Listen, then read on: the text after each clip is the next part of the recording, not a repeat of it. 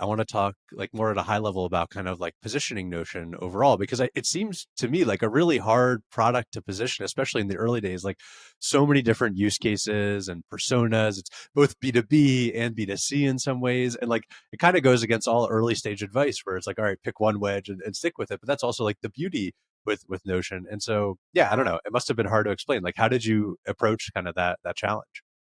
I think it made prioritization particularly thorny, like figuring out where we wanted to invest. Because on one hand, the B2C side was just taking off internationally in a huge way.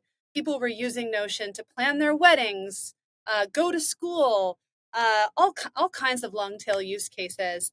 And the ambassadors that we were able to recruit into that early community were just so excited about all of the potential. And they were wanting to run in person meetups and all of that. And then at the same time, like from the very beginning, we wanted the story to be about how this was a tool for teams. So making sure we were able to allocate enough of our energy and enough of our activity in that direction.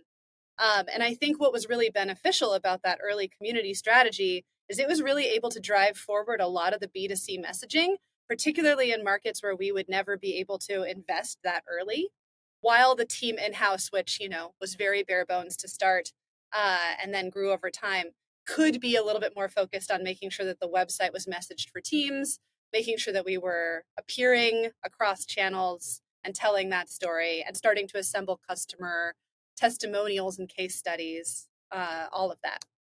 And when you say teams, like what were the use cases? What were the things that teams were actually sort of using Notion for?